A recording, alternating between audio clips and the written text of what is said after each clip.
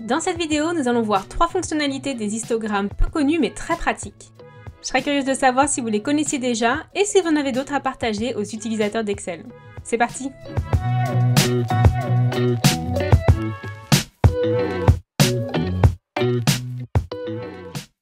Alors voici notre résultat des ventes. On a notre graphique pour le deuxième trimestre. Et en dessous, j'aimerais avoir un graphique pour pouvoir comparer les résultats par rapport au premier trimestre. Donc je vais ajouter une colonne pour comparer les résultats. Donc je vais juste faire la différence entre le deuxième trimestre et le premier trimestre. Donc on peut avoir des valeurs positives et des valeurs négatives en fonction de l'évolution des résultats. Je sélectionne la colonne des clients. Et en maintenant la touche CTRL, je vais aller sélectionner ma nouvelle colonne. Et ensuite on va insérer un graphique juste en dessous du premier. Alors on va faire un peu de mise en forme. On va retirer l'axe vertical. On peut retirer le titre, le quadrillage. On va rajouter des étiquettes de données. Et ici dans mise en forme, je vais retirer le contour. Comme ça j'ai deux graphiques, l'un au-dessus de l'autre, bien alignés. Donc la première astuce que je voulais vous montrer, c'est qu'on peut avoir une couleur différente pour les valeurs positives et les valeurs négatives. Donc pas besoin de sélectionner chaque colonne et de changer la couleur. On va utiliser une des fonctionnalités des graphiques. Alors je sélectionne le graphique, on double-clique sur une des colonnes. Et ici dans remplissage, je vais choisir une couleur pour les colonnes. Et ici on va sélectionner inverser si négatif. Et on va pouvoir choisir une deuxième colonne juste à droite. Et voilà le résultat. Et la mise en forme est dynamique car si je change une des valeurs, le graphique s'adapte avec la bonne couleur. Donc une fonctionnalité très simple à utiliser mais qui peut impressionner lorsque vous allez présenter vos résultats.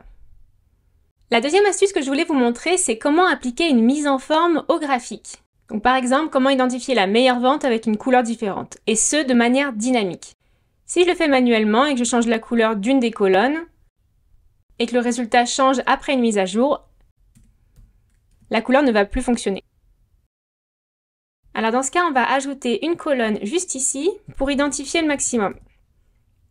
Alors je vais ajouter une formule. Si la valeur C7 est égale au maximum de cette plage de données, je rajoute des dollars pour figer cette plage de données. Alors dans ce cas, on affiche la valeur C7, sinon on n'affiche rien. On peut étendre la formule. Et là, comme j'ai figé la plage de données avec des dollars, elle ne bouge pas. Donc on a bien ce maximum. Et maintenant, je veux qu'elle apparaisse automatiquement dans une autre couleur sur mon graphique. Alors on sélectionne le graphique.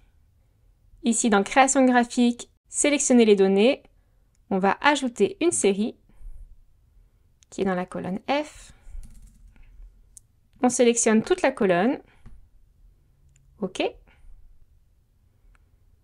Et là, on a bien notre valeur qui apparaît en orange. Et ce qu'on va faire, c'est modifier la mise en forme du graphique pour que la colonne orange recouvre complètement la colonne bleue. Alors, je double-clique sur la colonne. Et ici, on va régler la superposition à 100%. Et voilà le résultat. La meilleure vente apparaît en orange et toutes les autres ventes restent en bleu. Et si je change les montants, la valeur maximale a changé et le graphique se met à jour.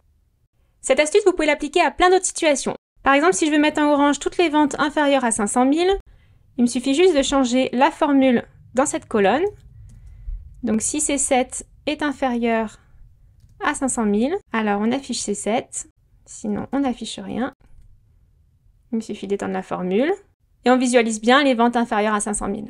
Pareil, imaginons qu'ici on a notre budget et on veut faire apparaître en orange toutes les ventes inférieures au budget. Il suffit de comparer la cellule de la colonne C à la colonne D.